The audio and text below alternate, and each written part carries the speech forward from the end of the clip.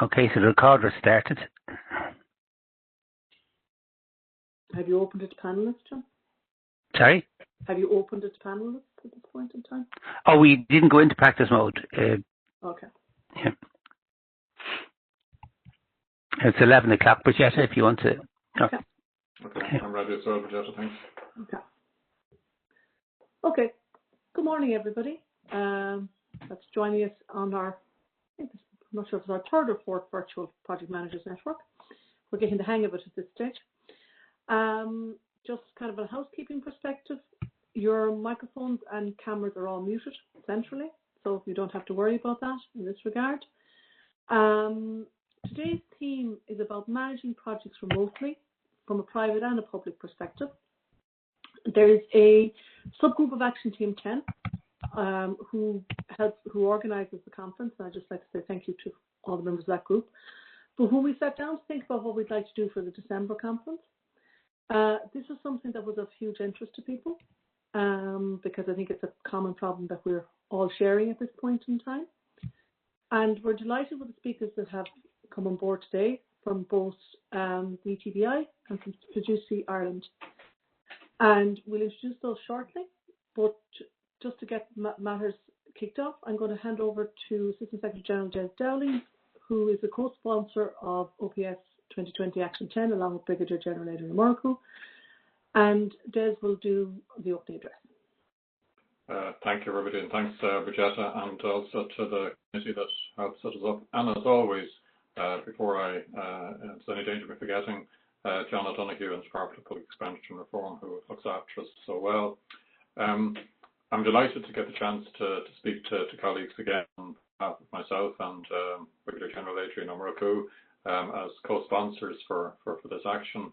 I'm just going to retrace a little bit of ground, only because for each of these I know different people attend, and also perhaps useful for our speakers also to, I suppose, to build in some of that context.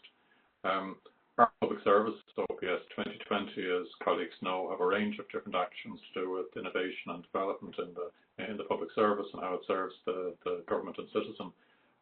One of those actions is Action 10, which was to embed program and project management.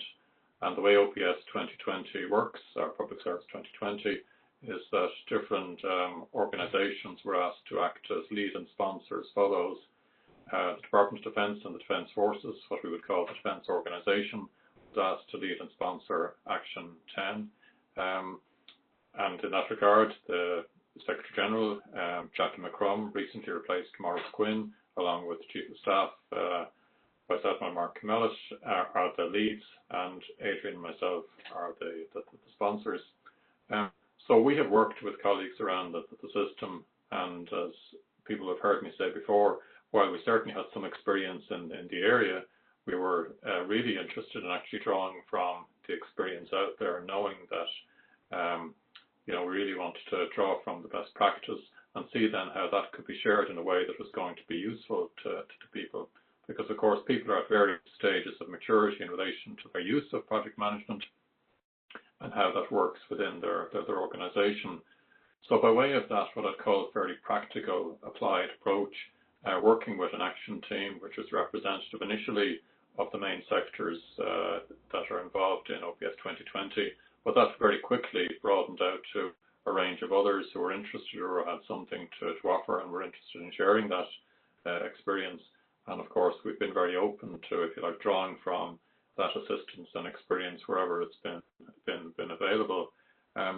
So as I say, we approached this on a very applied and practical basis. So there was a network in being which began in kind of within the civil service realm, but actually broadened out very quickly to a broader group. So the network was a fairly obvious route to try and develop, and I suppose today, and the attendance at it is very much a demonstration of the interest and the utility of the whole project management area to businesses to achieve their objectives.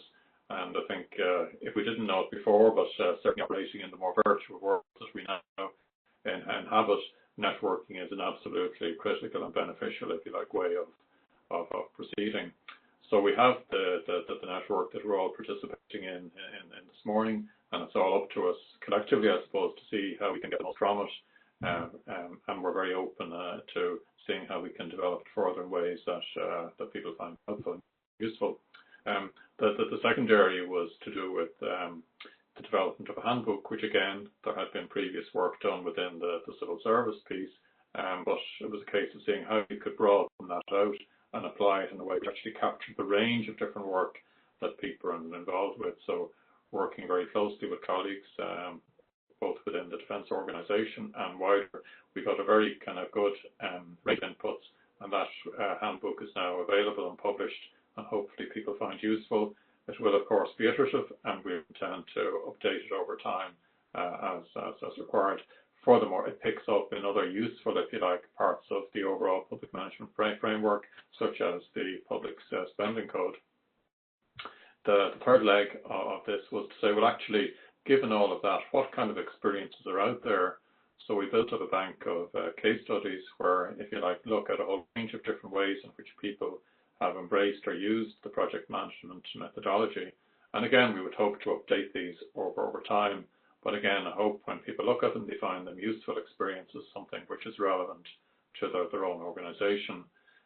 So those were the initial three priorities. But alongside all of that, a very significant work has been done in the training area. And I want to thank in particular our chair of the subgroup, David Healy from OPW. And that work has progressed in partnership with One Learning and the IPA.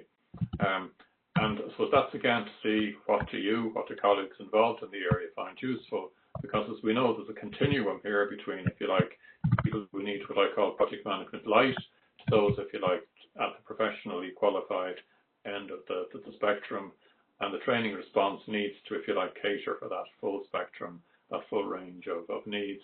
And we're not trying to, again, I suppose our watchword is not to reinvent the wheel, but rather to see, if you like, what the best practice is and see how we can develop that in a way that's generally useful. And I suppose that's very much how we've seen the defence organisations lead and sponsorship role. So this continues to develop.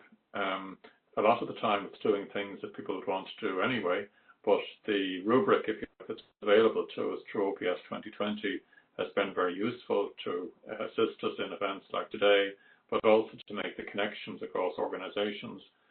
There's been one thing that we've discovered along the way, is that making those connections absolutely critical within organisations where people actually hear about things that they mightn't have done, other than the fact that we've kind of put together an event or put two people in the same room, in a sense, as part of a wider group, or both organisations where we're getting learning all of the time. And I suppose within the defence organisation, we've always put a premium on that, and it's certainly very much part of the military ethos in terms of that kind of training and readiness. So we're looking ahead, in addition to continuing to develop the strands I've mentioned, we've been looking at the area of governance and sustainability. I've touched on these at previous conferences, and I suppose we do need to now try and see, if you like, the various glimpses we've had of how this is working across different organisations, how we can develop that now into something that's useful for colleagues. It's very much a case of not trying to say that one size fits all, but we do kind of see common strands, and we want to see how we can work those up into something which actually people will find useful. Which I suppose really leads me on to where we are today, which is to draw from another set of experiences, and I'm very grateful to the speakers who we'll hear more about shortly from Vijeta, Tom Patel, Anesh O'Hanrahan and Carol from Fujitsu. And the Department of Defence, as it happens, works very closely with Fujitsu in a variety of ways. And then secondly, the Education Chair Business Services Payroll, where we have three speakers, Valerie Considine, Katrina Mulhall and Susan Deasy. And just before I go further, thanks to all of the speakers for willing to contribute today. It's very useful for us, if you like, to look to see, if you like, who others, if you like, are approaching, particularly, as I say, in this kind of remote context. Some people have more experience than others. Some have been at this for many years in a variety of ways. For many of us, while we would have had some exposure and experience of it, it wasn't as mainstream as it has become now in relation to doing our business. So I'll pass to it yet shortly, but just thanks again to all of those involved. Aileen will speak to you at the end of the conference. And for my part, thank you again to everybody who has participated in this action, and I look forward to continuing to work with you on it. Thank you very much indeed. Thank you, Des.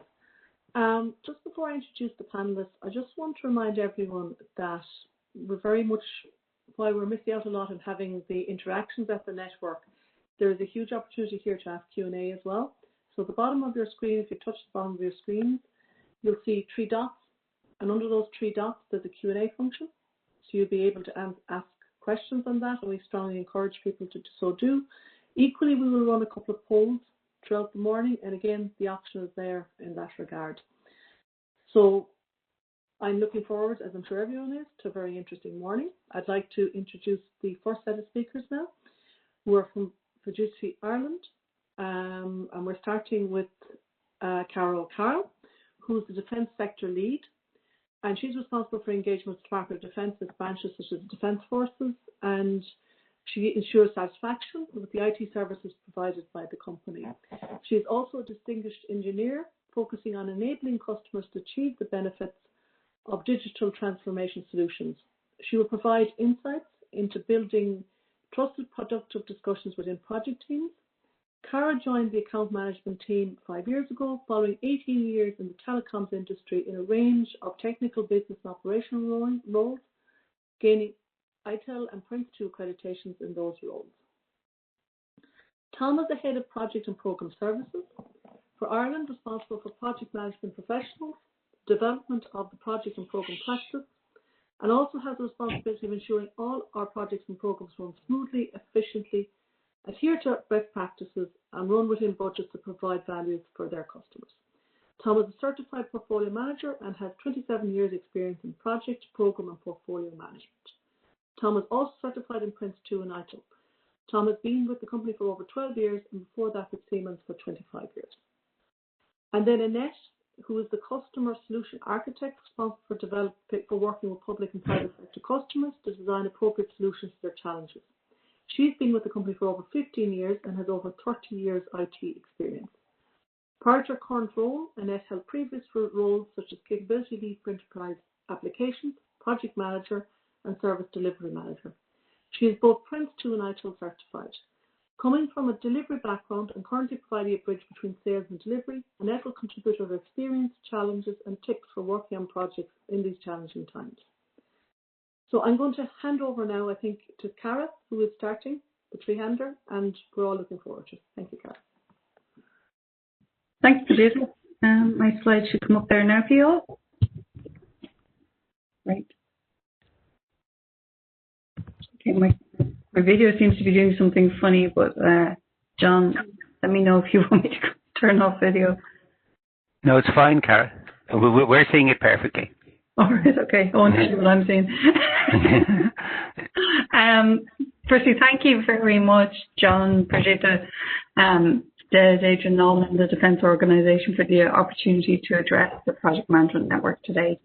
We're really inspired by the whole Our Public Service 2020 movement, and particularly we have some experience of it in terms of the build to share element as well, and the recent smooth move in Department of Defence to that, and Defence Forces obviously. So well done. I wanted to say that, just to extend that well done to the Defence Organisations for a smooth move on that. So today we're here to speak about project management, particularly with the perspective of managing projects remotely. My role, as Brigitte said, is the Defence Sector Lead in Fujitsu Ireland, and she's introduced Tom Biddle, who heads up Project and Programme Services, and Annette O'Hanlon, who's a Customer Solution Architect. And I'm really looking forward to letting them share their experiences with you. So let's talk about the topics for today. I'm going to explain somewhat about why is Fujitsu here in the first place, and what is this trust team about, and particularly then how we go into building and maintaining trust in the team. And Tom will speak about the project management journey and collaboration and well-being, and we'll explain why these things are relevant in the context in which we are operating today. And Annette will speak about real life experience. And particularly as, that entryway from scoping the solution and designing it into project delivery and the project management tasks to take over from there. So we've tried to provide you a very rounded and blended experience today, covering 5 real themes: trust, collaboration, well-being, ways of working, and experience. So to give you some context about Fujitsu, Fujitsu is one of the biggest global organizations providing digital transformation, systems integration, IT services worldwide. With every big organization comes dependencies on each other. No man's an island, as the saying goes. Equally, no project, no piece of work is delivered by one person alone. There are huge dependencies on colleagues, partners, external parties, and so on. In Ireland, we've been operating for over 40 years. We've got hundreds of employees in Ireland, and they're based across a whole range of sites: home offices, as you well know, customer sites, our headquarter office, and we're running a lot of people's IT for them. And particularly this year has seen huge change in the emphasis of where those skills are deployed. And the really good thing is we're recognised by Gartner as being one of the leaders in what's called workplace services. Workplace services, as a fundamental, includes working remotely. It includes flexibility, the ability to work anywhere at any time, whatever your device is, having access to all the applications you need, all the documents you need, and doing so in a secure way. And Gartner recognised that we're a worldwide leader in doing that. And it's on that basis that we've come to you today. Because it's not just Gartner even that recognises. We've actually won an award, another one of those big ones for, being the top 100 telework pioneers of the world. So we're really delighted to bring you our experience and really hope that you get the value from it today. And one of the big things we've had to do, no different than anybody else, is get our heads around this year. And what we think that when we think about the year that's been and also the shifts for the future, we particularly think in terms of time to reimagine. So we think it's time to think, what does next year look like? I don't think it's the same as it looked like in January this year. How would we work? What would we do? How do we bring people together? How do we deliver as we've all proven we can, without necessarily being in the same room or the same building all the time? So very much it is a time to reimagine, and there is more of this shift between work and life and getting that balance right. And Tom will address that theme even more in his wellbeing section. And to dig into this, we've looked at particularly the area of trust. And trust is a really key foundation for remote management. Ultimately, I have to trust that if I ask Annette to do something, that she will do it and she'll do it by the time that she tells me she's able to do it by. And likewise, she has to trust me. I'm not sitting around the corner from her anymore. I can't pop up to her desk and see her, but the element of trust has to be there. And we've surveyed people about this, and what we found are some real standouts for what makes an organisation, what demonstrates trust within an organisation, and it's organisations which enable a good work-life balance. It's organisations which encourage proactivity, so the ability, don't wait for, don't disempower people, empower them to make their own decisions and keep moving forward proactively. Be inclusive and be diverse as much as you can. So this year has certainly been a lot about recognising people as people more than just whole-time equivalents, for example, and understanding people in that way more so. And then when we get to, let me just move that poster, it's just blocked my screen. For project managers managing remote teams, there are many ways to build trust, and you'll all know this. So it's if you say you're going to do something, do it. If you schedule a meeting, turn up. Keep meeting frequency going. Don't opt out of doing things just because you're remote. So keeping going, keep people briefed, keep the plans updated, escalate early, try and get back on track, but don't fall victim to the change in work style. Embrace the change in work style and celebrate success. So, sorry, the poll is just stopping me moving forward. Give me a sec. I'm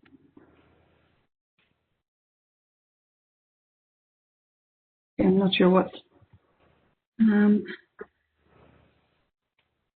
I've stopped that poll now. It should be. Okay, right. Okay. I can move on. Okay. Yeah. So I think my last thing that I wanted to just bring up is, so building on those ideas of how do we enable more trust and inclusiveness and understanding of people, there's a professional element and a personal element. And particularly an easy way to do it within organizations is think about the use of background. It's really simple. So we found this year between ourselves and other organizations, sometimes people will post a background of something that they like. It might be their local area. So they're 2 shops from where I live on the County Meath coast. It's absolutely gorgeous. So I often put up pictures of the beach, and then my colleagues all get very jealous because I can go to the beach every day. But it builds a rapport and it builds an understanding of, oh, Carol is beside the beach. I can ask her about the beach. And it's an icebreaker, and it's something to talk about at the start if, conversation is faltering a little. And it helps build a sense of the person. Other people, I have a colleague who loves putting up pictures of the Avengers. I have another colleague who likes putting up pictures of exotic animals. So everybody is very different. Equally, you can achieve a profession, depending on the context, and today I've put up a professional background. Professional background can create a sense of harmony and stability and kind of confidence in the organization and in the identity. And it's just a really small thing, but it's been very interesting how even though we're not meeting together in person, we can still bring some individuality across in different ways. So I just thought I'd share that as a really simple little tip for helping to build that trust and that rapport.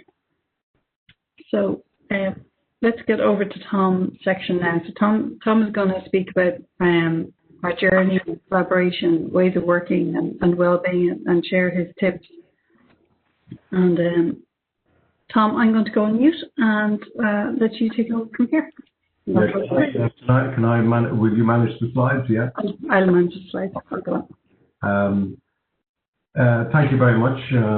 Thank you, John, for facilitating this, and thank you, Des.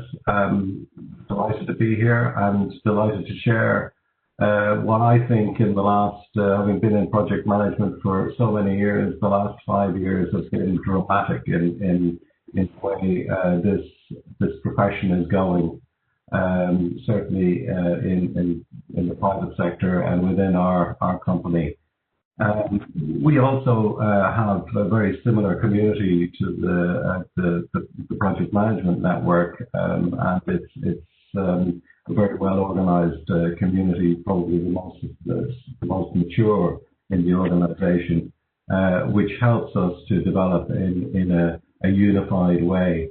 So let me just kind of bring you through where we've come from the kind of traditional project management, where we sat on customer sites, we worked with customer teams, and we had a team of engineers that may have been rolling out hardware, and or a team of our own application developers that would have been developing applications. That has moved on with the globalization of Fujitsu and our development of what we call our global delivery centers, or GDCs, as we term them. And they are basically they're delivery centers, as the term suggests, within regions that are potentially more cost effective than based in Ireland. They would be based in India, for example, and they would also we also have a centre in Kazan in Russia, And all of these centres are exceptionally good at what they do, and they're specialists in what they do. That globalization has meant that we've had to deliver more and more of our projects using this remote mechanism. And the next kind of development of that, and what's really being driven very hard now in the IT industry, is to move towards the agile methodologies and making everything agile with a small a, and using the methodologies agile with a capital A, to embrace some of the techniques that these methodologies have to deliver both infrastructure and application type projects. So, I mentioned the agile techniques that, as opposed to what we might traditionally have seen as waterfall type projects. That isn't to say that we all must go agile at every hand's turn. There's a happy medium using both waterfall type techniques and the agile techniques. But there are some of the ceremonies, for example, within agile, lend themselves very, very nicely to the modern remote world. So as we start to develop our project management and diversify into different areas, what will project management look like in the future? Certainly, there's a sense that we, as project managers, will be more specialists. We'll be more qualified and probably more certified in niche areas of, let's say, agile certification, as well as having that as program managers, having that more governance type roles overall. Some of the agile methodologies, and there are many. They don't generally mention project managers as a role. The project manager may be termed as something else within that framework. Scrum masters or advanced Scrum master type roles. So I think that we're certainly moving towards that, and project management is rapidly changing, and we're all starting to speak that language, and it's coming out more and more in government tenders as well.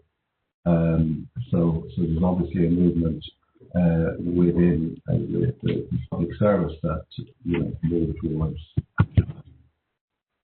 So if we just move on to just give you a little bit of a flavour of what our team is. We have a relatively small team. We have around 40 people working and delivering projects. We have a core of 20 who are local project and program managers delivering on site here, and we have an extended team of another 40 project and program managers who are delivering projects here for us in Ireland, but are delivering it remotely. And they would interface with our global delivery centres around the world.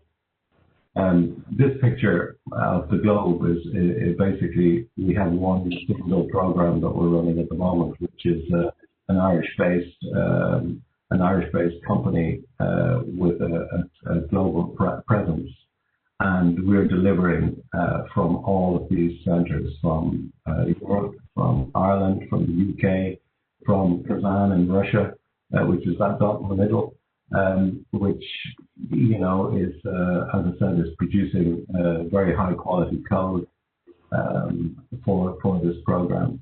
And so our project managers are dealing with these people on a daily basis across the globe. It's gone. I don't think that time zones aren't what they used to be. People work, people in India that work Irish time, so they work from, say, 2 o'clock in the afternoon till 9 o'clock in the evening, because they're serving an Irish client. And it really only becomes a problem when you're on the other side of the world. But they can also adapt in short sprints to working those Irish clients if that's needed. So that's just to give you a little bit of a flavour of the type of kind of reach that we have in our organisation. I'm going to move on there.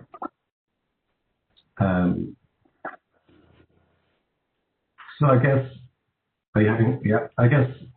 without doubt, one of the biggest impacts on our business is the digital transformation. It's the technological revolution, as it were, that's given us the tools that we can collaborate. It's given us things like MS Teams, which we've rolled out in our organisation over the past 18 months, and it is the go-to tool for all instant messaging and using the SharePoint at the back end for storage. It gives us wikis that we can use to look up processes and procedures, and we can write our processes around those wikis. Skype has been around for a long time, but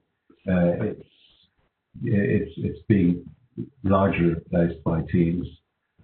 We all know Zoom. Everybody's probably sick of Zoom at this stage, but still it's a tool that we use frequently, certainly for training, because it allows you to break out into rooms, and it's very good for that medium. With regard to general collaboration and the general remoteness of work, as Sarah mentioned, trust is a huge element, and therefore our project managers are relying on their teams to deliver what they said they were going to deliver at the time that they're supposed to deliver that. Likewise, we need to inform through this collaboration. We need to inform our customers, clients, and stakeholders about the state of where the project is at and what the current status is with regard to, is it in trouble, is it late, are we doing well, is it producing what the customer ultimately requires. And again, as I mentioned with Agile, some of the ceremonies that are inbuilt in, let's say, Scrum, give us the daily stand-ups, and those daily stand-ups are 15 minutes where everybody can collaborate and across video conference and tell each other, what we're going to do today, what's going to be produced, are there any blockers, are there any issues that need to be resolved and escalated. Likewise, those daily stand-ups will involve customers, so they know right at the heart of what's being developed, if there are any issues, and they're kept informed. So that huge technological transformation, and if there was ever a time for something like COVID, it probably now was the best time to have something like this, because we can rely on technology to allow us to continue to work. Even if we imagine this happening 10 years ago, I think we would have been in serious trouble, even in the IT industry, to try. So So I think, so the digital transformation, huge part of dealing with our teams. So if we move on there, Cara, talking about the collaborating and maintaining the relationships. We've all experienced these type of calls and video calls, and they're part of the norm at this stage. But they can be quite stressful on people, and it's made us have to look at a new way of managing our time and being able to take care of the well-being of people that we have working on the team, and also our own balance to be more effective communicators and not to be burnt out by endless video conferencing. So the next kind of big learning that we have to do is to look at how we're going to properly manage these endless meetings. So we in Fujitsu have during COVID have done a few things, had a few initiatives to try and make sure that our people are both happy and that their well-being is being looked after. So starting with a well-being charter, just setting the expectations of what we expect of people, the core hours that they're working, and the core hours are those hours that we would expect people to be attending meetings. But that isn't to say that if somebody who's working from home needs to pick up the kids at 4 o'clock, that they can't take that time to do that, because after all, we've now brought the office into the home, and we're living with people in their homes as part of our day-to-day business. We've had weekly touch points, so I have a touch point meeting this afternoon with all of my team, as I do every Tuesday. And it's not a business meeting as such. It's a touch point. How are you doing? And we tell stories of what's happened. We were talking about people's bunnies, and one person had an exotic bird, land in their garden, and how they went about trying to capture this and to return it to its owner. So that those sort of well-being stories, as it were, that take the mind off the general business. That isn't to say that we don't mix a bit of business in and give them the updates of what's happening in the organisation. On an organisation level, the Fujitsu Ireland organisation level, we have regular updates, and we have from the senior management team, we've got social events, which I'm sure everybody has had, and our organisation has boosted our reward system, because there are people in the world that are genuinely working very, very hard, and are working long hours because they can, because some people feel that, well, I have nothing else to do, I might as well do that extra bit of work, and we are absolutely grateful for that. But we are also conscious that we can't have them, working so hard to the detriment of their health, and that needs to be observed and managed.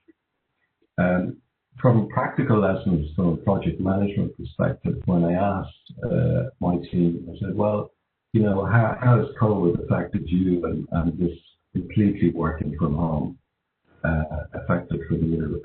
And some people have said, well, it hasn't made any difference, because they've been working from home for quite a while, and they've been managing projects remotely for a while.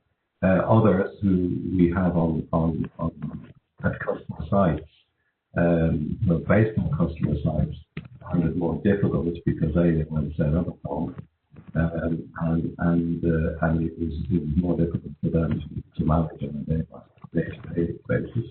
Everybody says that the social interaction is something that is missing. From a project planning perspective,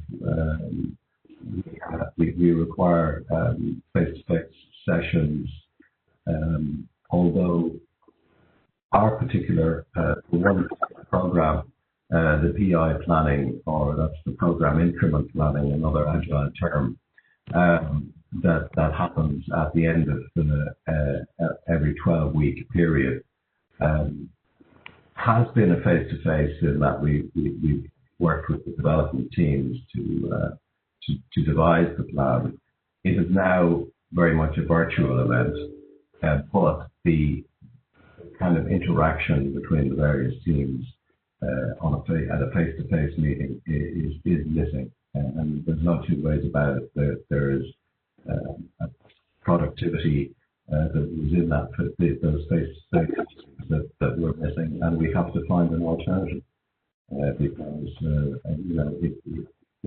what COVID has shown us is that actually we should try and figure out whether we need to travel half the business meetings that we actually need to go to. So again, the kind of casual meetings and that social interaction with the office has disappeared, but we're adapting, and we're adapting new ways of communicating through IM and through other means. So if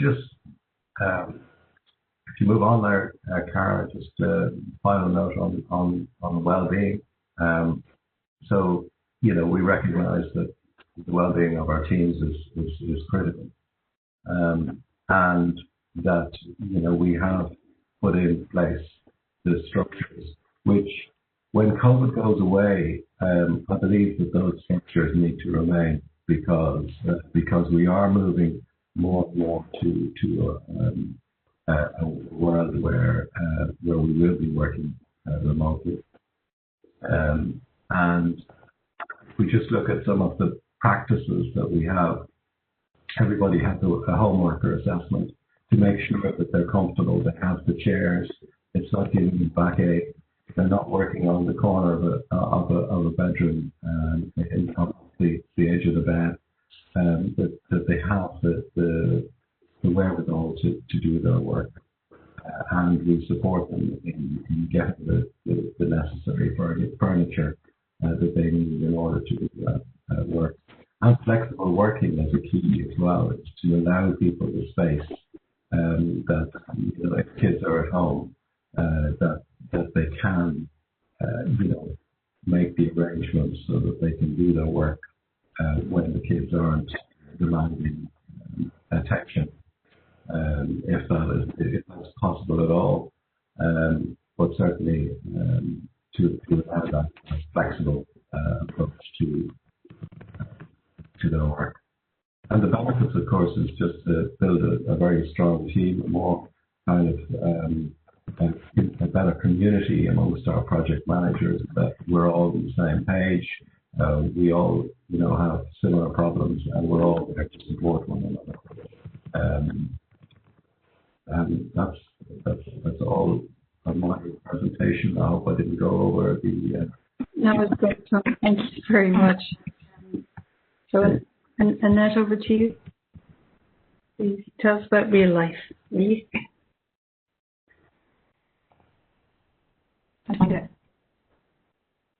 Hi guys, can you hear me? Mm-hmm. Yeah. You can. Hi, sorry. Thanks very much, everybody, and I'm delighted to be here. From my perspective, I suppose I've been in IT now for the past 30 years. Quite a bit of that would have been doing project and program management, and over the last probably 2 years now I've moved into what's called the pre-sales area, which is really about working with our customers and stakeholders to design and deliver solutions. So this spans both kind of existing customers and new customers. So you really have had to adapt how we work in order to achieve kind of the same end result.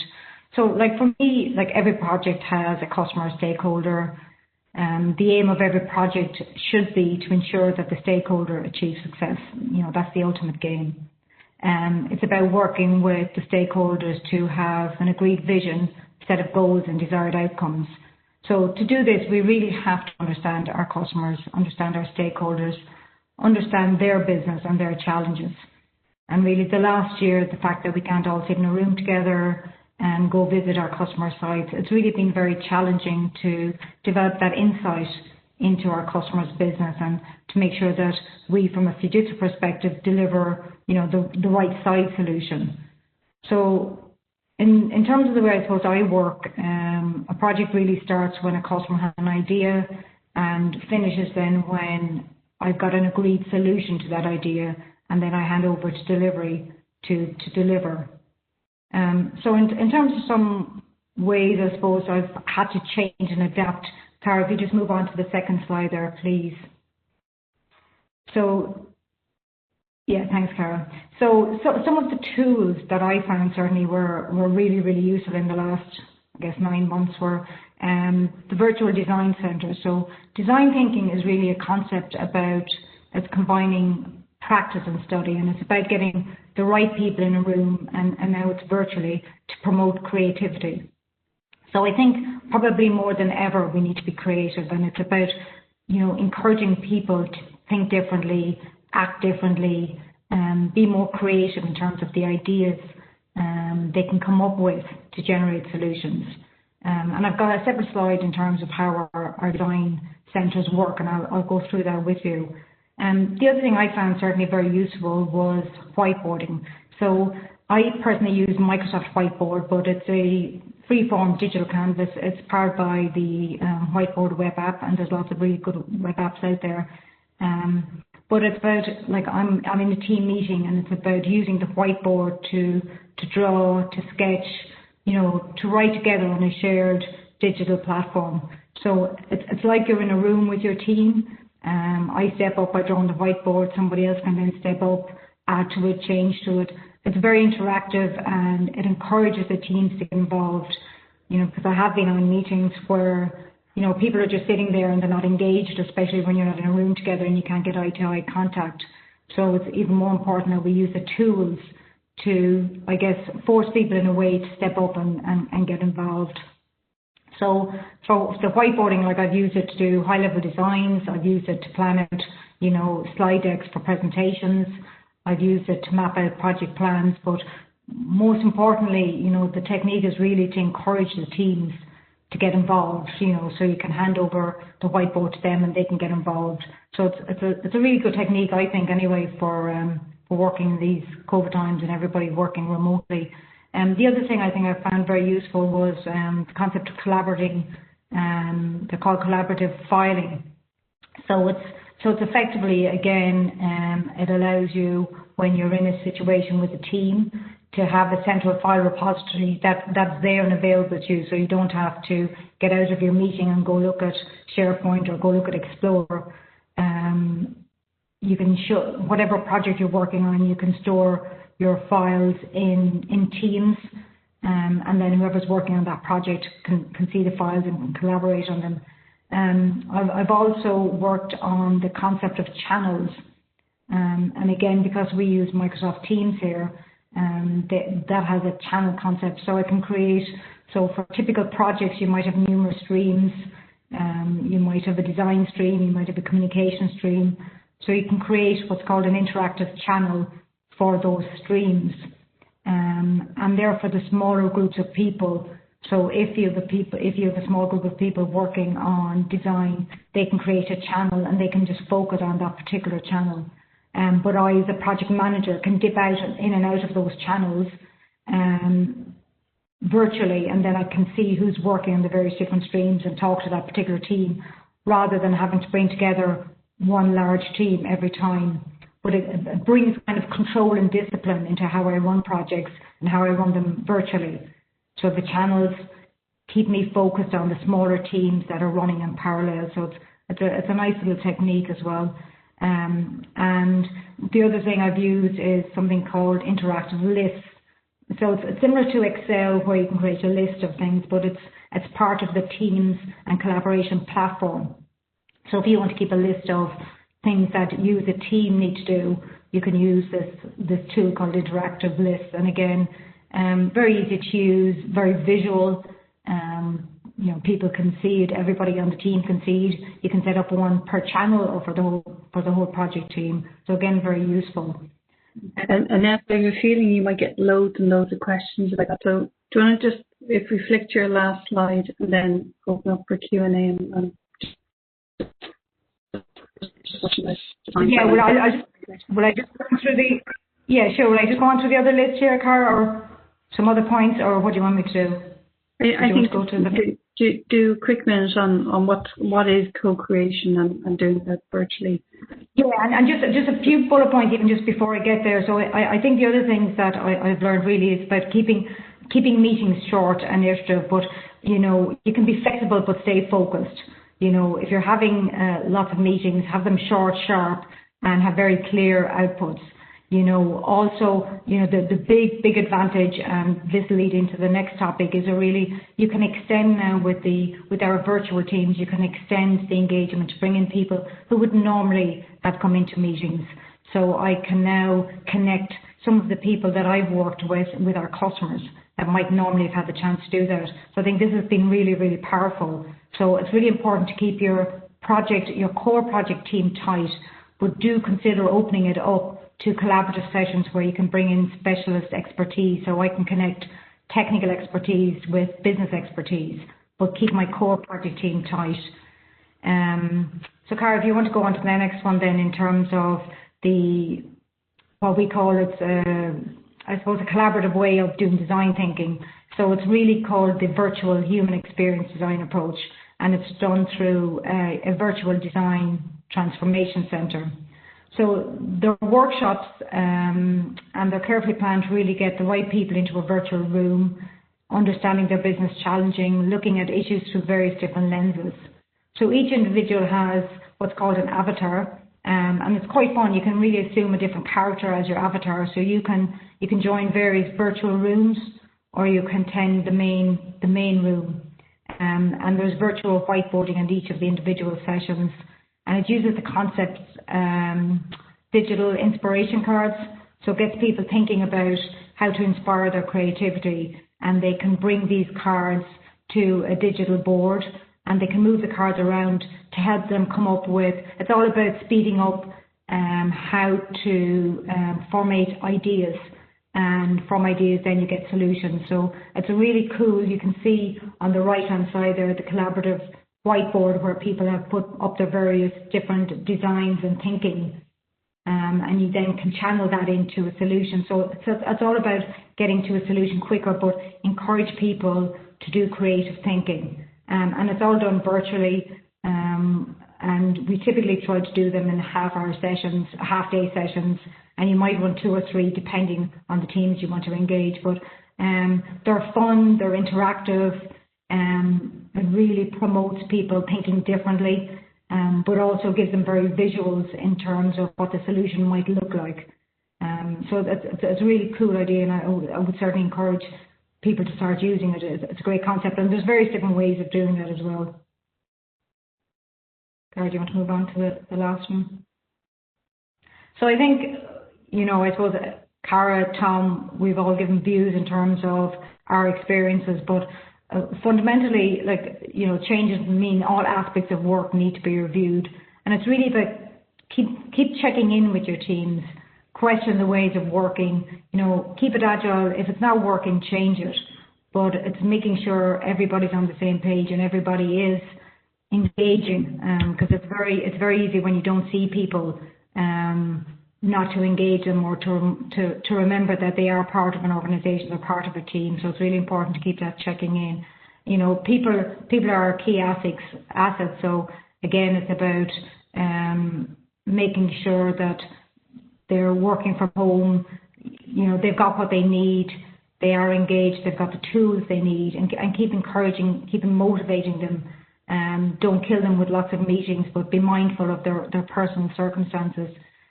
Communications obviously is very key from, senior management down to the individual project management, and clarity is key. Keep them focused, don't overload them with information, keep it short and sharp, and trust. Trust between the teams, trust with our customers, trust of our management. Again, that's really, really important. And I think if you continue talking to our people, talking to the teams, you develop that trust, and keep it personal as well. It's not all about work. It's also checking in with people and making sure everybody's okay in these COVID times. Perfect. Thank you, Annette. Thanks, Ellen.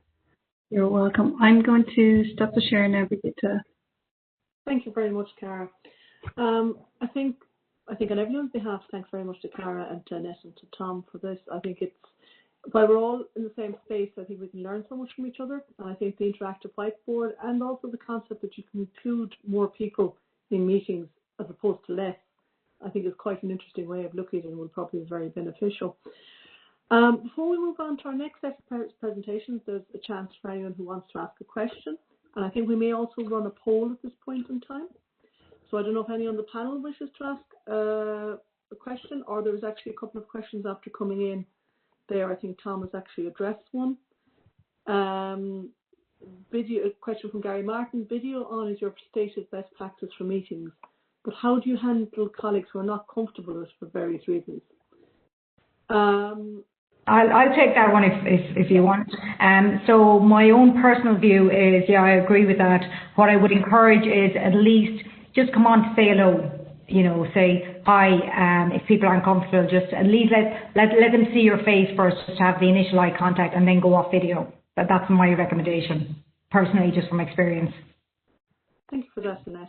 Yeah, I suggested that if you have a one-to-one with somebody in your team, see if they're comfortable with the video, and have the one-to-one at a time that suits them. So, and see if they're comfortable. Yeah, my point was that it's okay not to have the video on too. I think a lot of people may not feel comfortable all the time, but are comfortable some of the time. So I think it's an individual thing. People will get used to it, I think. Yeah, and I think if you have the virtual backgrounds as well, it takes away that, people are often scared about seeing their homes, or, sort of if you can show people how to use the virtual backgrounds, that eliminates that element of fear as well. Yeah, it's a great point. Yeah.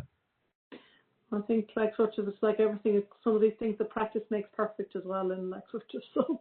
Yes. But I think the hints have been very useful in that regard. I think the poll is live there if anyone wants to take it at the moment. I don't know if anyone has any other question from the panel.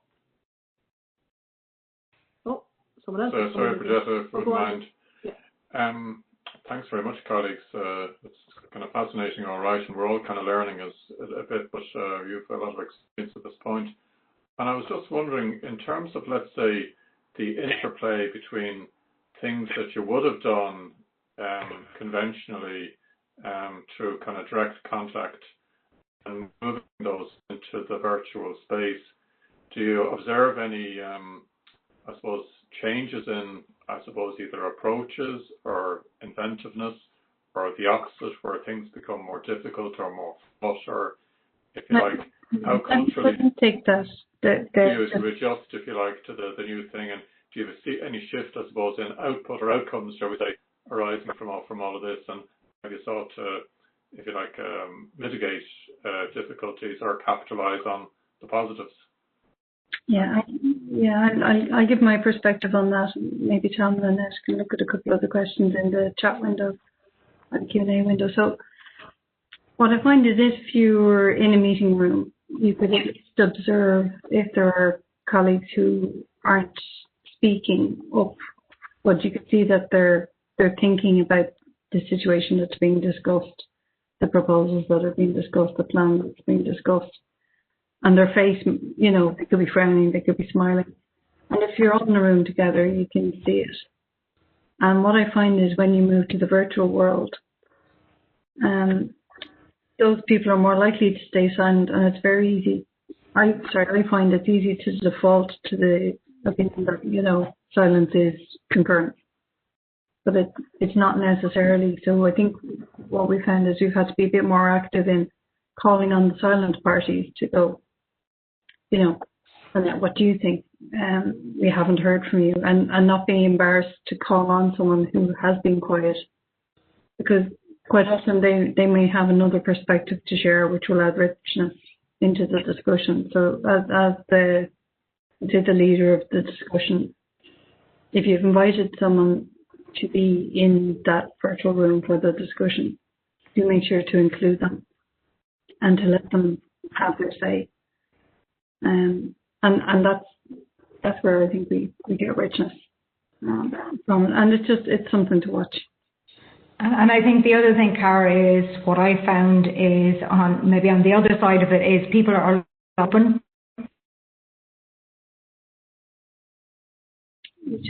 You just lost your audio in it.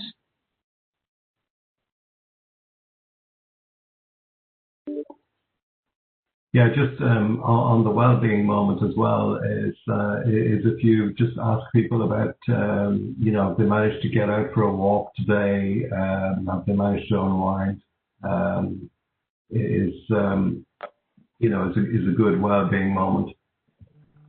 Just answering that question. Yeah. I'm going to move on shortly because I'm conscious we have another full presentation coming, but I think one question here from Fiona Burke. One panelist suggesting keeping meetings short. Do you find virtual meetings can take longer to achieve the same results? I.e., is the dynamic conversation more difficult when people have to mute, unmute, etc.?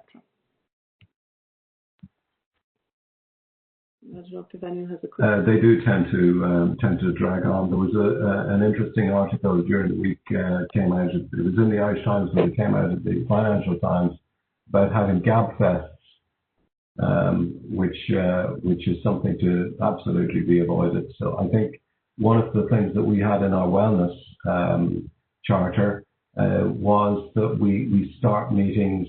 We don't start them on the hour. We start them on the quarter hour, and we keep them 3/4 of an hour long, not 1 hour, and to try and limit the meetings to that. It also allows people to have a break between meetings, because others may not be of that mindset, and keep them to the hour.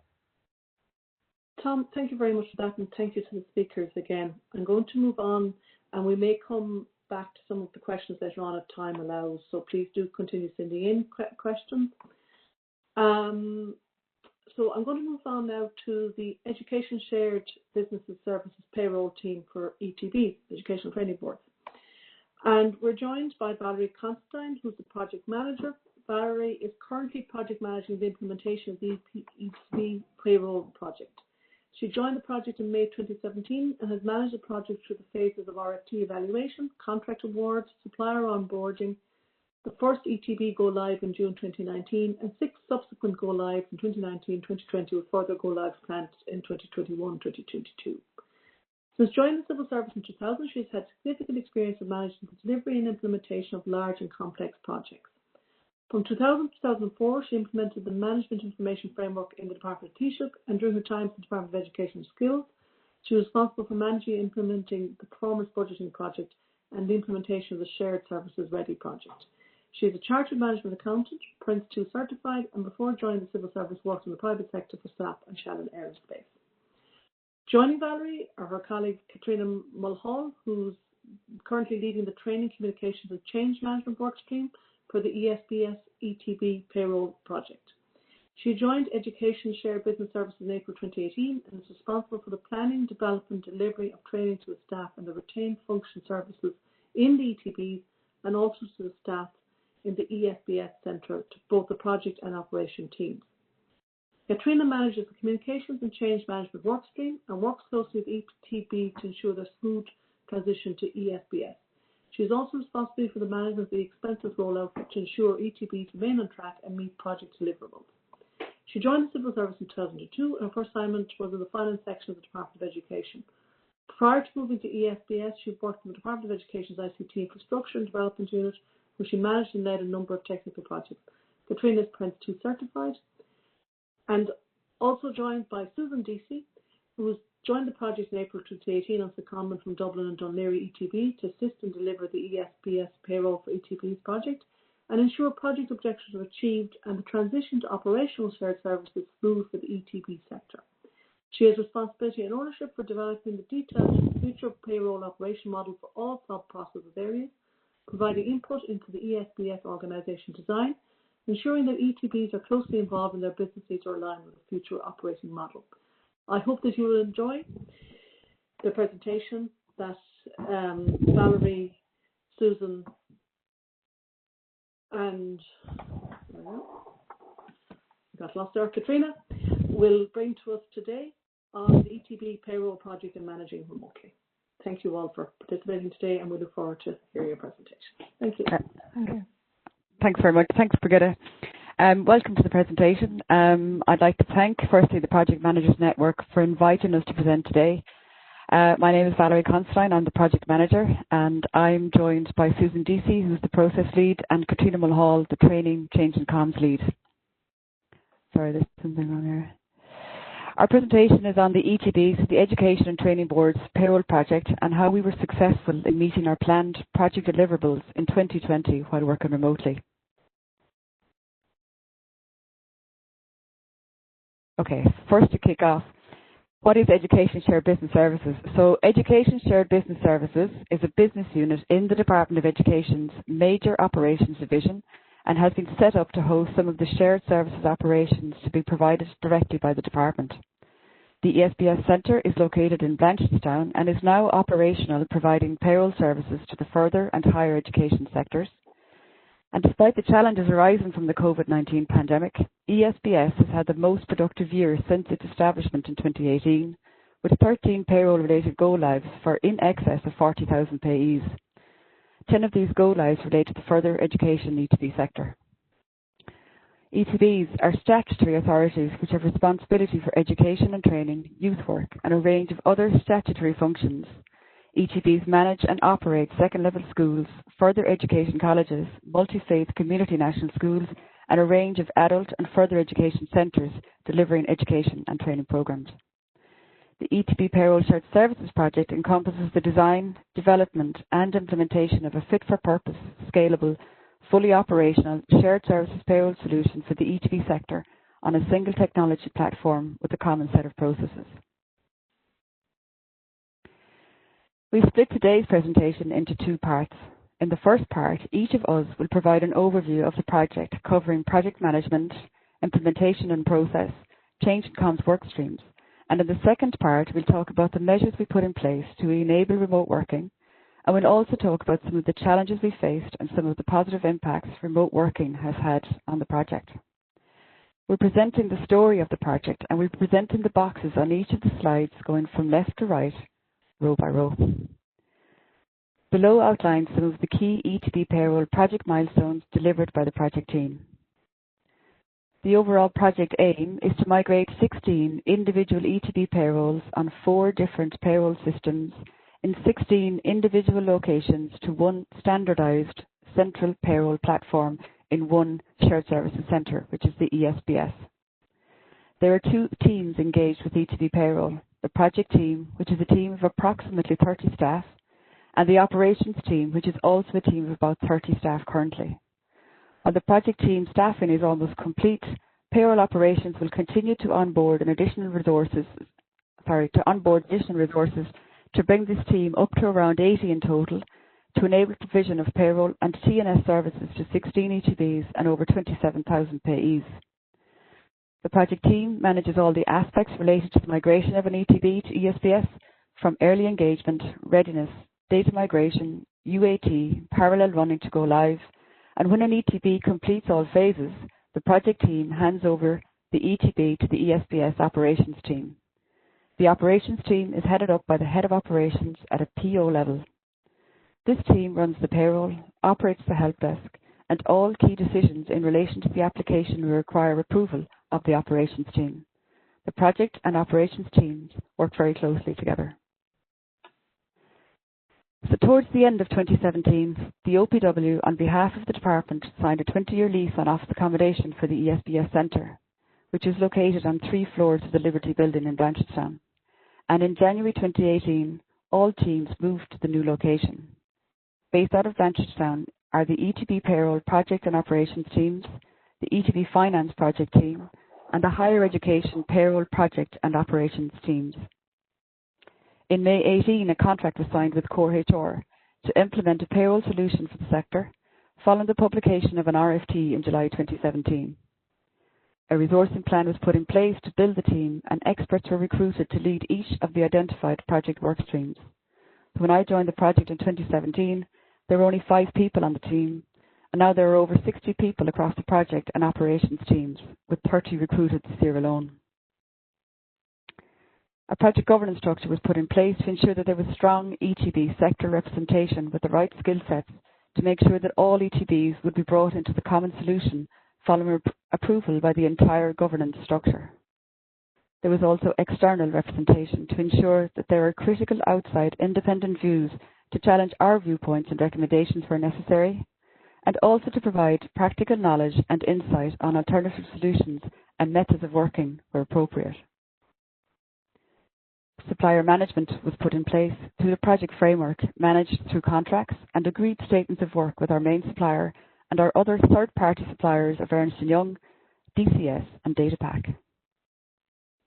The ETB Payroll project is a complex and multifaceted project with an overall project delivery budget of approximately 14 million. The budget is reviewed on a regular basis and reforecast where required. Regular budgetary updates are presented for approval to the project steering group. In April 2018, a wave migration strategy and plan were put in place to migrate ETBs to ESBS on a phased, wave-by-wave basis, with key criteria applied in deciding the order in which each ETB would migrate. For example, their size, location, readiness, current payroll systems, and their wave preference. Project planning, including a layover plan, high-level plans, and very detailed project plans were developed for each ETB. Weekly project status reporting and a RAID log were put in place, and risks and issues were closely monitored and escalated when required. High-level risks were brought to the steering group meetings for review. An MOU, SMA, and DPA were put in place in advance of each ETB go-live and signed by the ESBS Head of Operations and each ETB. ESBS Payroll Shared Services has now been live since June 2019, when the first ETB, Dublin Dunleary, transitioned their payroll function to the ESBS, and 2 more ETBs, Cavan Monaghan and Laois Offaly, went live in October and November 2019.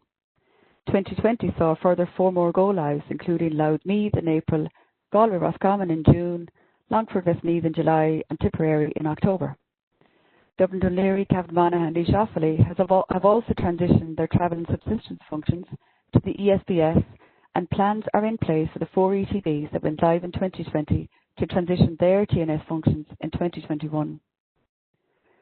A lessons learned report was finalised in January 2020 following the ETB migrations in 2019 and shared with Education Training Boards Ireland, ETBI, for dissemination to all relevant personnel in ETBs.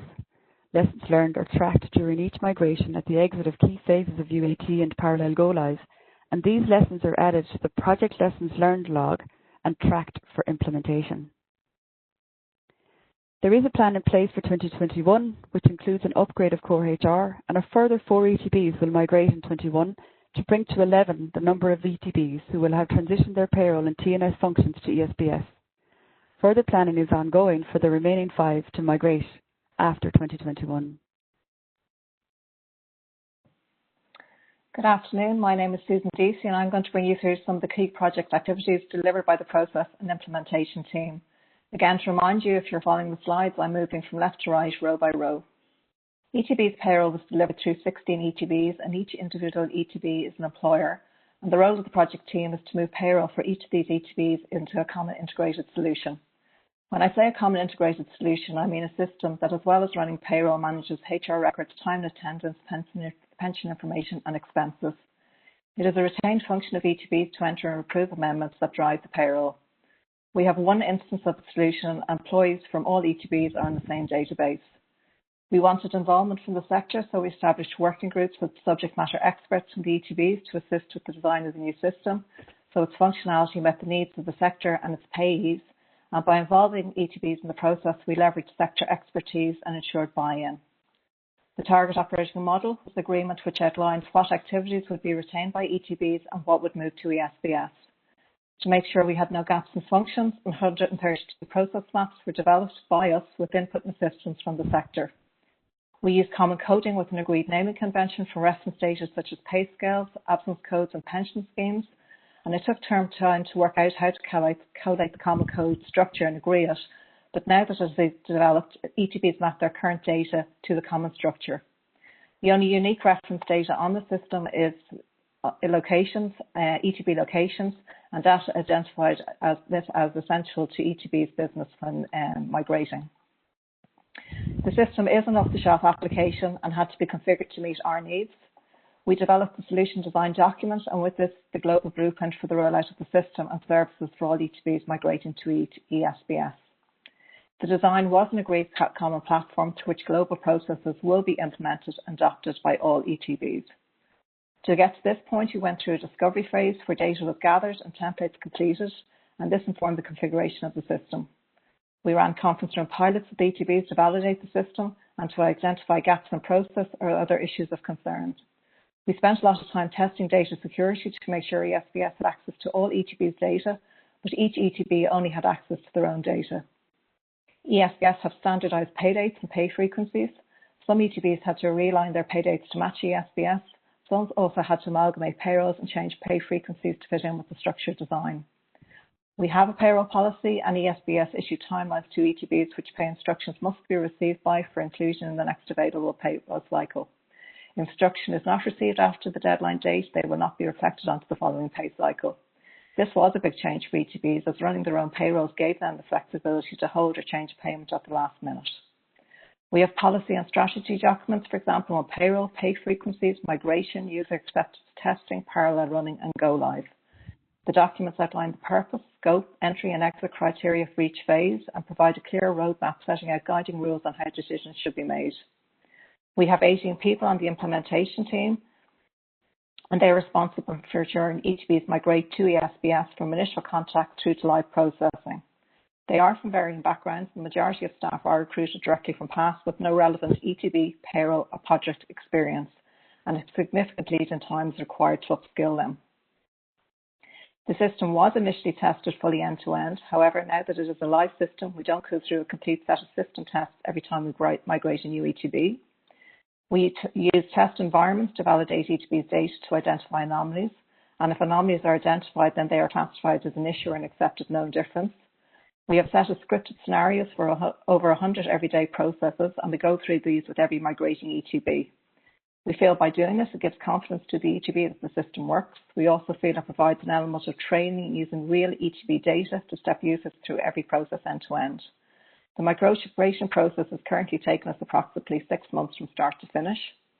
We allocate a team to each ETB we are working with, and ETBs nominate their own team to work with us. It's important good relationships are established as the resources on both sides are working with each other every day.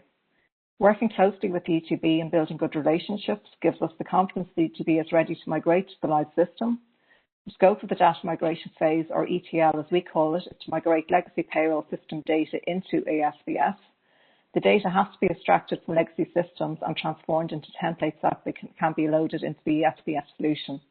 To date, we have migrated from 3 different legacy payrolls, and for 2 of these, we had to build a solution to extract the data. We have to build a third solution, but this is currently only in design phase. Once ETBs move to live processing, we move into a hypercare phase, and the project team provide a high level of support to the ETB to make sure they are confident and comfortable using the system. If any issues are raised, the project team are able to address and resolve them quickly. The hypercare phase usually lasts for approximately 6 weeks. Thanks, Susan. Good afternoon, everyone. My name's Katrina. I really hope you find this presentation interesting and informative. And as Brigitte and Valerie have already mentioned, I'm responsible for the change, communications and training workstream within the ESBS ETB payroll project. One of the main objectives of this area is to prepare ETBs for the transition to ESBS. but while doing so, ensuring they have the necessary skills, the tools, and the knowledge required. I'm going to outline how we prepared and are still preparing ETBs for their migration to ESBS and some of the key activities delivered by the team. We've developed a change in communication strategy and plan, which is fully operational. It outlines our engagement process, our communications approach, our stakeholders and governance structures, our communication channels used, and the use of the ESBS team, style, guidelines and templates for all content, which is also used across all other ESBS projects. Separately, we have also developed a number of communication templates such as go-live templates, pay alignment templates, deduction templates. We also provide a sample schedule of delivery of targeted communications and the intended audience to assist ETBs with their own local communications planner. As Susan has mentioned, building connections and relationships with the ETBs is a critical factor in achieving success. This was done by establishing the transition lead network in the ETBs, where one or more nominated person within that ETB served as the main primary point of contact for ESBS. Along with the support of the ETB payroll project team, the transition lead owns and manages the project in their respective ETB. The ETB Shared Services Committee was also established to monitor progress on required transition activities. They are there to provide assistance and support and guidance to the transition lead where business decisions are required. They're there to monitor progress of all transition activities, ensuring each ETB is aware of the requirements for their own ETB to transition to ESBS, their business readiness activities, and ensuring communication materials are shared with ETB staff as appropriate. These networks, along with the ETB's dedicated project team and the ESBS teams, are essential to the success of the payroll project. In relation to stakeholder engagement, we are the first team to engage with ETBs, and we continue this right throughout the project until go live. We use various channels of communication. We have our engagement calls.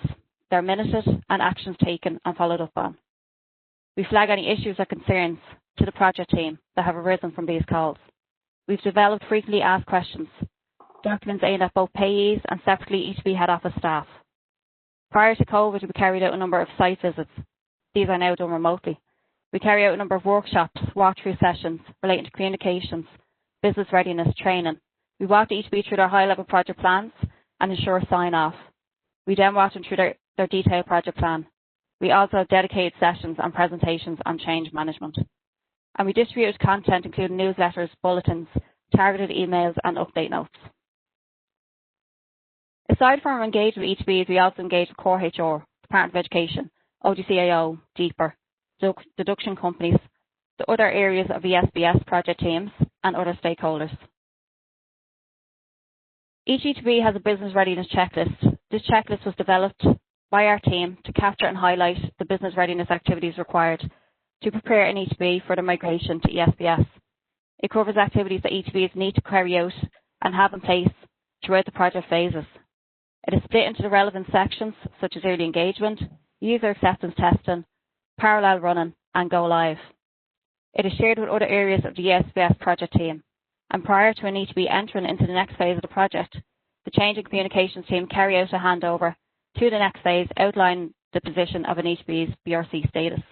It is monitored by a dedicated member of our team with percentage complete captured, and the BRC is completed in conjunction with the ETBs. Prior to an ETB's go live, we carry out a final review and close off before handing them over to operations. In relation to staff trade union consultation, we liaise with the Department of Education's External Staff Relations, providing update notes for Industrial Relations Forum. In advance of an ETB's go live, we also engage with the local union reps and carry out briefing sessions. Susan has already mentioned some of the policies and procedures in place. We've also issued a number of policies and procedure documents in conjunction with the ESBS operations. They consist of deduction policies, pay up to date pay alignment, ESBS ETB payroll and HR amendment cut-off policies, which are essential for ESBS operations for processing payroll and travel and subsistence. We've also issued procedure documents on the use of the payroll data input spreadsheet, the Hive, SharePoint and HR standard operating procedures. We currently have 6 staff in the training, communications and change team. Not a lot. 4 starting since February, with 3 being new entrants.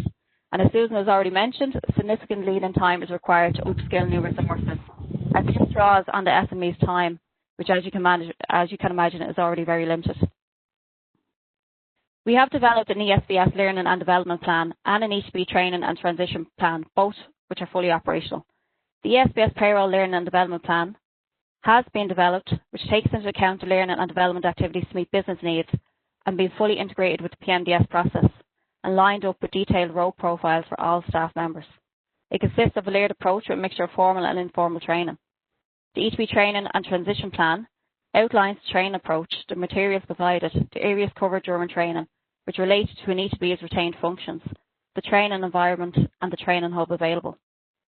We've developed 3 standard operating procedure manuals, one for payees, managers and E2B head office staff, and has developed approximately 121 training exercises covering HR, time and attendance, expenses, BI reporting and pensions. These tests and exercises are also used during user acceptance testing. We've also developed a number of training videos and are continually building this repository and have delivered hundreds of training sessions to both E2Bs and ESBS. All materials mentioned are available on our training hub, which is hosted on our SharePoint site. All of the materials are maintained, updated and communicated to E2Bs. HR training videos are developed with pensions, employee, manager self-service and expenses in progress. We have a dedicated training environment which the training team manages and ensures it is fit for purpose. We manage everything on this, from the data, which is dummy data, and security access to provide E2Bs with access to this environment following the delivery of training. Valerie? Thanks, Katrina.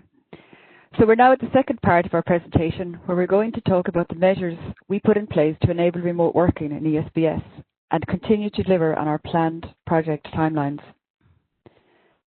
I'll outline a sequence of events and then hand over to Katrina, who's going to talk you through the measures in respect of applications, technology, access to the building and the paperless office in ESBS. And then Susan will talk about our ways of working and how we worked with the E2Bs. Katrina will then provide an update on recruitment and onboarding and the challenges of delivering training remotely. And then I'll finish out by talking about some of the challenges and the benefits overall arising during the ongoing remote working arrangements. On the 12th of March, an announcement was made by the Department's Secretary General that schools were going to close and that business units should initiate social distancing arrangements in the workplace. The ESBS Business Continuity Plan was implemented and all ESBS staff members were informed that save for required on site for essential purposes, all staff should plan to be working remotely through to the end of 2020 at a minimum. In terms of the project, we had several ETBs in flight at advanced stages of their migration, and we had 2 more in the earlier stages. Loudmead was in parallel running and due to go live on April the 17th, with data being loaded on the 6th of April to our production environment. We had 2 ETBs in user acceptance testing with planned go lives in May and July. On Friday, the 13th of March, we scheduled calls with the chief executives of the 3 in-flight ETBs and our project senior responsible owner to discuss and confirm commitment to continue to progress with all 3 migrations as planned, with each of the 3 chief executives given their full commitment, as did the project team and the operations team and the SRO, to remain on our current plan. Remote working was implemented and worked successfully in the lead up to the Loudmead go live, and also worked well for the next 2 ETBs, which gave confidence to the sector that we were able to deliver while working remotely. Before I hand over to Katrina, I would like to acknowledge the significant role the Department of Education played in facilitating remote working for ESBS, including the procurement of additional Citrix licenses and laptops, and for the general cooperation across the board to meet the demands of the new ways of working. Katrina. Thanks, Valerie. So prior to COVID, ESBS already had a number of applications in use. I've already mentioned SharePoint. We use SharePoint for collaboration with ETBs and for document sharing, and it also contains our training hub. We use the Hive, a built-to-share application by OGCIO. It facilitates the sharing of information, but it overcomes the size limitations or restrictions on email attachments that may prevent the sharing of large documents. It's a secure platform hosted in government networks and meets users' collaboration needs. The Hive is used throughout the various stages of the project, through to go live and onwards. Microsoft Teams and WebEx, while we already had these applications, they were never fully utilised prior to lockdown. Once the possibility of remote work was communicated, both of these applications were fully tested to ensure they could be used to facilitate remote working. MS Teams is used as the primary means of supporting ETBs throughout the project phases, delivering training, and the reason why it's preferred over WebEx is because all ETBs already had this in operation. Core HR Portal itself is web-based and can be accessed via a browser, allowing ETBs and ESBS to use Core Portal outside of a remote connection. Some of the key members of staff already had Citrix remote access and laptops, which were fully tested prior to remote working. The biggest challenges was the rollout of all laptops and Citrix remote access to all ESBS staff. And for those that required access to core back office, they needed a dedicated networked PC that they could remote onto. The support and the rapid response provided by the Department of Education was absolutely fantastic, in particular the ICT section, who got the laptops to staff and quickly increased their Citrix licensing and capacity to cope with extra demands. Because of the applications in use and they were available to ESBS, we were in fact already a paperless office, and this really aided the success of remote working for ESBS. Although we are a paperless office, access to the ESBS building can be facilitated, albeit on a limited, reduced capacity. There are strict policies and procedures in place that have to be followed in order for access to the building to be granted. A business continuity plan is in place and activated, with tests and procedures implemented to ensure ESBS is in a position to meet both project activities and operational business needs from a remote working perspective.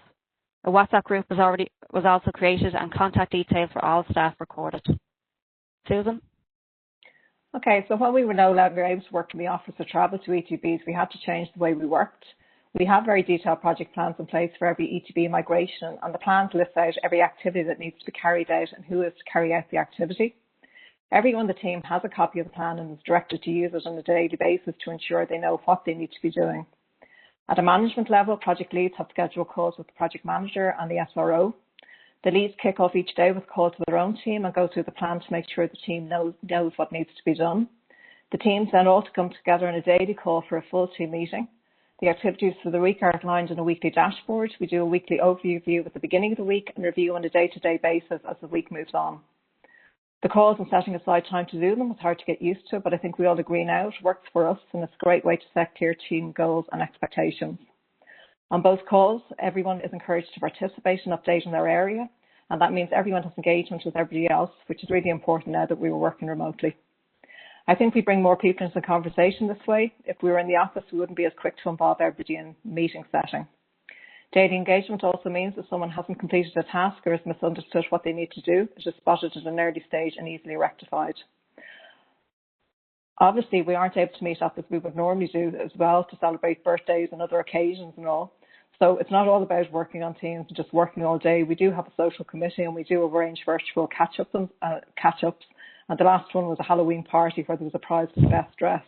So plans are on track now at the moment for the virtual Christmas party. It's also important for us to strengthen relationships with the ETBs to ensure buy-in and give them confidence in projects and make sure there is transparency and openness. We've had to change the way we work with them as we couldn't travel to them, and we now do all our business with them on Teams. We schedule daily calls, and on the calls we go through the plan again to see where we are and to ensure we all know what needs to be done. We discuss findings and reconciling the two systems and resolve any issues that arise. ETB senior management join the call once a week, and this way they're in the loop and no surprises are sprung at the last minute, and if decisions are required, they're able to make them. We build confidence in the ETB by working with them side by side on Teams, and this involves the project team literally sitting with each other sharing screens. Again, this took time to get used to and can be tiring for both sides, but it has proved to work, and as we move further into the process, we find better ways to allocate time and work more effectively together. Katrina. Thanks, Susan. Okay, so 57 staff were recruited in 2020 to ESBS across all ESBS projects, with a further 5 due to commence before year end.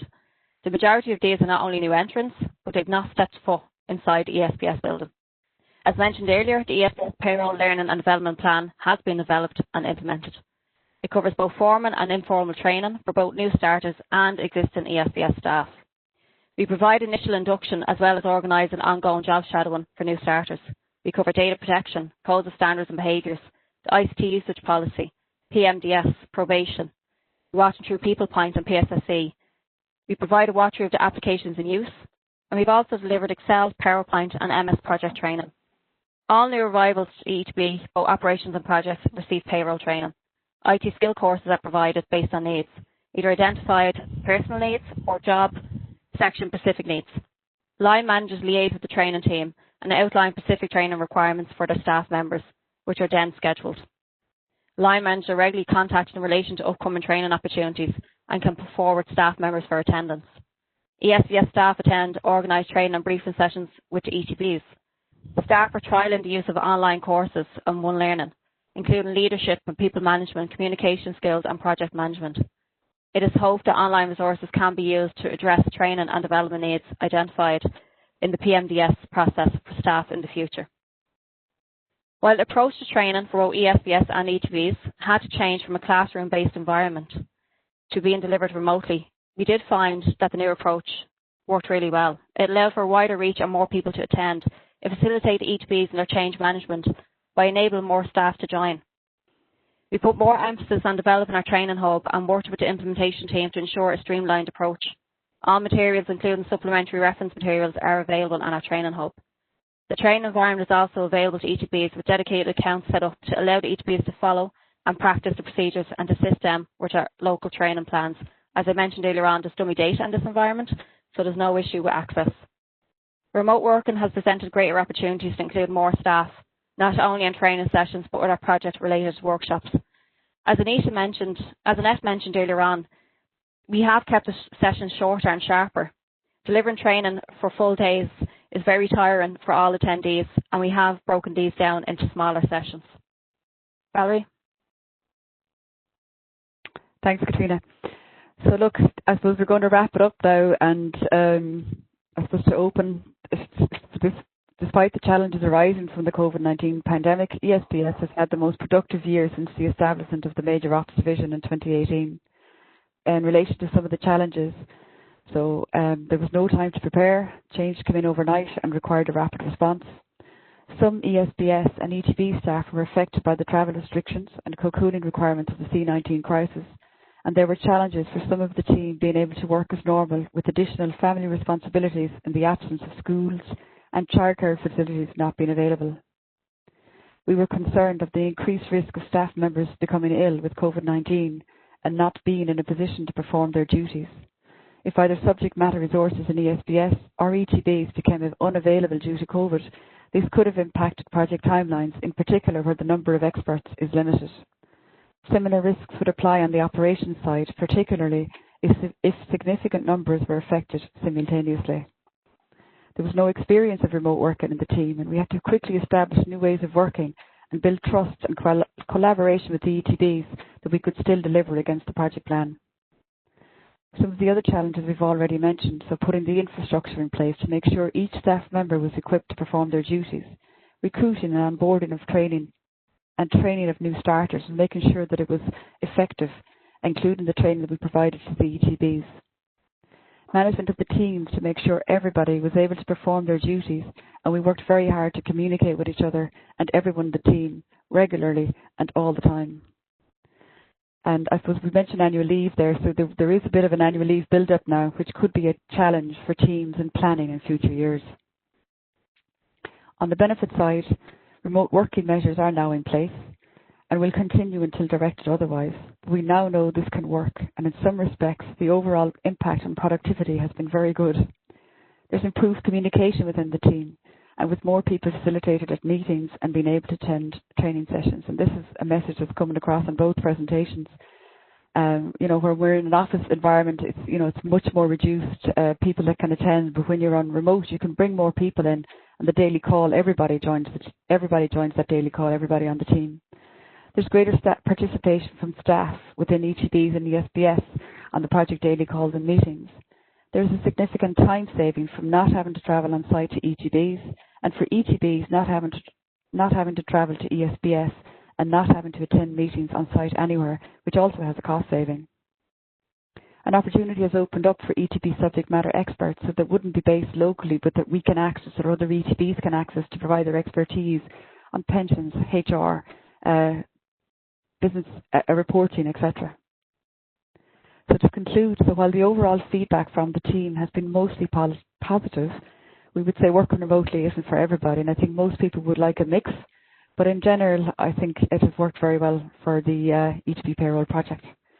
So that concludes our presentation, and we're happy to take any questions. Thank you, Valerie and Katrina and Susan, for that. I think it was, again, very, very interesting. It's interesting that I think we all feel we owe a huge debt of gratitude to our ICT department. And equally, it's interesting that across the public and private sector, there seems to be many of the same issues arising because of working in this virtual environment, some positive and some not so positive. So I think it was useful to have the shared experiences in that regard.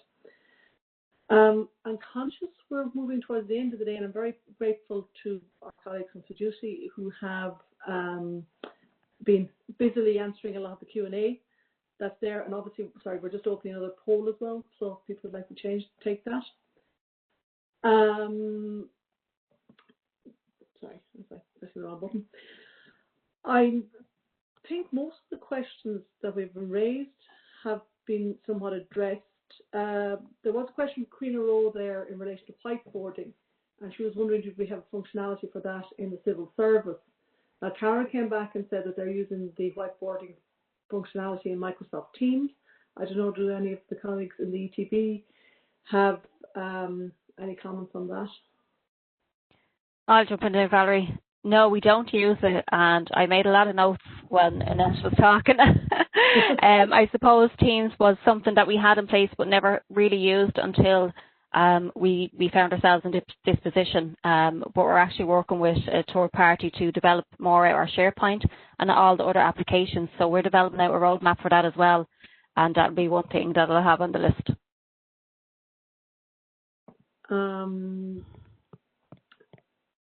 I'm not sure if anyone on the panel who wants to ask a quick final question in this regard. No. Brigitte, can you hear me? Yes. Yeah, there are some really good whiteboarding apps out there outside of Teams as well. So I know there was a question about collaborating with people who don't use Teams. So like the point I would make is just maybe at the start of a project, agree in terms of reference around the tools you're going to use. And they can be a combination of Teams tools or non-Teams tools, like a free-form web app. So there's different ways of achieving the same objective. But I think my point would be just agreed up front so that everybody in the project team knows how they're going to work. Thank you very much for that, Annette. No problem. Just to give feedback to all the presenters, we've had some very positive comments come up there on the Q&A. Colette Davis, for instance, there has said very interesting presentations, and she was just saying some issues can arise from multiple platforms we use across organisations, Starleaf, Teams, Skype, Webex, etc. But that's, I think that's what we have to. Sorry, Des? Yeah, sorry, I was just trying to ask a question there, if possible, please. Come on, Des, yeah. Thanks very much. They're kind of related, and thanks very much for those presentations also, and it's very impressive what's been achieved. I have two kind of interrelated things. One, and it's not specific to project management, but it's certainly a consideration. That was challenges in terms of sustaining the competence or capability to do the kind of work you were involved with over the period. And then related to that, the reporting arrangements, if you like, back into head office around the project. And the reason I say they're related in that to sustain, of course, any of these projects, you need the support of senior management to prioritise it, to ensure, if you like, that you're getting the resourcing and the recruitment and so on, and indeed the retention of key staff when you need them. And I suppose I was wondering how that worked vis-a-vis then the PMO within the department itself, or was your project, if you like, a very much a discrete piece of work? Maybe just a little bit around that, because we're very interested in the area of governance and, if you like, how things are made a success of. Thanks. Okay, so I might take that one. So where to start? So I suppose with the ETBs, so one thing that was in our favour, I guess, that it was this year that COVID happened and not last year, because we were much further on in our whole maturity model, if you like. We had our first 3 ETB go lives in 2019.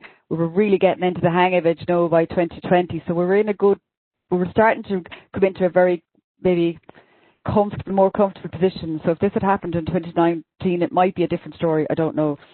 In relation to the ETBs and our governance structure, so we had a very strong governance structure in place, and so we have our steering group, and we had we established the daily calls with the ETBs. So that was every day from the minute we engaged with them, from the minute we started with them, we had a daily call, 3 o'clock, half an hour with one ETB, and then the next ETB, whatever, and that worked well. We also then had a weekly call with what's called the Organisation Support and Development Director. So that's like at a PO level. So the project team had a weekly call with the director, and that was an agenda-led meeting just to make sure that they were aware of progress. It gave them an opportunity to raise any concerns, and it kept them briefed on what was going on with the project, so that it wasn't, by the time we came to the end point decision that, we sign off UAT or we go out of parallel and to go live, that they were well briefed and they were well versed in the project. So that communication had to really ramp up and be very structured, in how we spoke to how we I suppose communicated with the ETB. So we had that kind of piece covered off, we say. On the department side then, so they're in ESBS, there's like I mentioned, there are several projects. So the Major Operations Division is headed up by an Assistant Secretary, that's Deirdre MacDonald. And Deirdre has responsibility for ESBS, which has the further and higher education projects, and also the IT department is also under her remit, along with teacher payroll as well, and pensions. It's quite a big brief. So quite all of us in ESBS are delivering projects. At the moment, we don't really have a PMO. The department is looking at setting up a PMO, but we had those structures in place, like our RAID and our status report and our weekly meetings with our SRO, and we have a uniform template. So every project manager is delivering the same update on the same format, not the same update, but the updates in the same format, same template to our SRO every single week. So that was happening. That was all in train. Our governance then for the project, so our steering group meetings continued. They continued remotely. And we meet, I think, probably every 6 weeks. So we kind of line it up maybe with a go live, or, we ensure it's kind of like a 6 weeks timeline between one meeting and the other. And that was well in place as well. We also met peer review several times during COVID-19. So the peer review group, our project was in peer review, and that was also conducted remotely. We have a program board also set up. So if you're looking in the order of things, so we have the department's management board, then there's a program board, and then there's our steering group. So we also gave updates to the program board, which oversees projects across the sector. So it's sector based. So you have the operations team giving an update, me, the ETB payroll project giving an update, along with the finance project giving an update, and that feeds into a program board. And we got very good support across our governance, and very good support from the department, to continue to deliver on our planned project timelines. I hope that has answered your question, Des. Thank you very much for that, and thank you to all our speakers today. I'm just going to hand over to Adrian O'Rourke to do the close-up. I just want to date your diary for next year. Our Project Managers Network dates for next year are the 2nd of March, 1st of June, the 7th of September, and the 7th of December. So the next one will be the 2nd of March. So just for our loyal following, you might want to put that into your diary for next year. And now I'm going to hand over to Adrian. Thank you all. Thanks very much, Brigitta. And if I could start by complimenting and thanking all of our...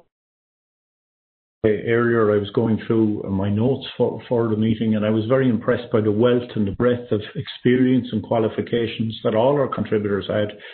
There's certainly a rich tapestry there, and certainly in person they didn't disappoint. And I suppose if I could touch on some of the points made by our contributors, it was great to hear from the Fujitsu team. The Defence Forces and the Department of Defence have a long strategic partnership for almost 2 decades now with Fujitsu. And I was particularly struck with many of the themes and how they resonated with our concepts of leadership. And, we see leadership as, I suppose, the prime concept in the Defence Forces. And they touched on so many of those leadership. I mean, Cara spoke about trust, about well-being, and about time to reimagine. And that's the vision thing. That's the vision component, if you like, of leadership. And we say that leadership, comprises of competence and character, and I think Cara called it professional and personal elements, but really two sides of the same coin. Tom looked forward was particularly interesting in relation to COVID's effect on project management, which I suppose is what we're all about here today, and especially the need to be agile with a small a. And I'm glad to say I think the public sector has really stood up in the agility stakes.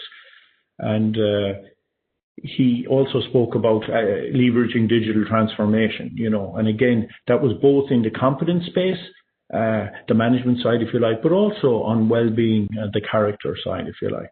Annette then gave us some great insights on real-life experience. For example, I was very interested in what she was speaking about virtual whiteboarding and interactive lists, etc. And these are tools that increasingly we'll have to use more and more, and we are already at. I know I was particularly interested in the use of avatars, and while dinosaurs like me might take a little bit of time to catch up with that, I know my son and my daughter would be delighted to get into that space, because of course that's an area they're very comfortable in, and the workforce that's coming up now, behind us, would be very comfortable in that space, and so it's all the more relevant. As for the ETB payroll project, again, it was a neat complement to the earlier, I suppose, private sector project management approach. Valerie's overview was very impressive, and not least, for example, remarkable thing I noted, she said, the most productive year yet. Isn't that remarkable for the year we've had? And a great compliment to the ETB team that was the case. I mean, they recruited 30 to the team during 2020, which we all know is a particular challenge. And the proof of the pudding is that, of course, the rollout is continuing in 2021 and beyond. Susan, for her part, gave us an excellent insight into the very many moving parts in the implementation workstream. And to me, that could have been overwhelming, in fact, when you looked at all the various moving parts that had to knit together. And thank you, Susan, for making that understandable to a dinosaur like me, and I'm sure to everybody else as well. And Katrina followed that with a clear exploration of the training communications effort, which we know in defence, that's something Bridget has done a lot of work on, and with the military college and elsewhere, on the importance of knitting in our training and our communication effort with the overall project management effort. And I was particularly taken with your strategic and comprehensive approach to stakeholder engagement on that side. So the second part of the ETB's presentation, of course, was, I suspect, of particular interest to a lot of us. They took us through the measures they took and the lessons they learned on remote working. And of course, this is both the challenges and the benefits. And again, it was a great case study overall. They spoke earlier about case studies, but that was a great case study for me of both the leadership and the management, if you like, the competence, but also the character or the tone that's required in order to make these very challenging projects work and work happily. So well done all round to both Fujitsu and DTB. Of course, whatever about thanking our contributors, I absolutely have to acknowledge and thank our own team, our Action 10 team, particularly Brigitta, to Eilish, to Dorothy and Dara, and of course our kind host John O'Donoghue, who again has put us all in the same virtual room very effectively, and our unseen and sometimes unsung heroes in our Action 10 subgroup who've done Trojan work, and we can't go into it here, but they've really kept the show on the road, in particular Dave Healy from the OPW and Kevin Dowling from Defence, who reached out to Fujitsu and to the ETB so that we'd have these excellent presentations. So thank you both for that. I know Des and the rest of us on the team would be particularly happy to have more members in that training group and in the project. So don't be shy. We won't bite, even though Defence, we might have, a hard edge, a hard power, but we don't bite, and we'd love to have more collaborators. So you'd be very welcome. We'd love to hear from you. And I suppose to finish off, Cara spoke about being inspired and Tom spoke about agility. And, as I look back on the year and everything we've done in the public sector, I think I've been inspired once again, and I'm very proud of being a member of that public sector. I think the public sector, sometimes, we might not have a great name, but it's thoroughly undeserved. We have shown again during this very challenging year that we've had, the magnificent people we have in the Irish public sector, and especially because they always put the citizen first, and we've seen that with our health workers, but across the entire in education, everybody's really stepped up to the plate, and it's been wonderful. And if I could leave you with a thought, it would be, have we considered enough how we would acknowledge and thank and I suppose recognise our people who, for example, in our project management sphere have done so well in very challenging circumstances. And normally, and someone mentioned it there, we would have Christmas parties and we'd have a few words where we get a chance to acknowledge that. And this year, that'll be a little bit more difficult. We'll be doing things online. But it might be something we'll all consider now in the next week or two. And maybe we might manage it by Christmas, but certainly in the new year, that we would all acknowledge and thank the magnificent performance of all our people in project management, but across the board. I know in the Defence Forces we have a Values Champions Awards, because this is all about them living the values of the public sector and the various components. And I'm glad to say in our case now we have over 88 nominations for our Values Champions for this year, which we're processing through, and our Sergeant Major will be picking those in the coming weeks. But I think we should all do something like that in a year where it's been tough for everybody, but people have been magnificent from start to finish, and a great credit to everybody in the public sector, how they've performed.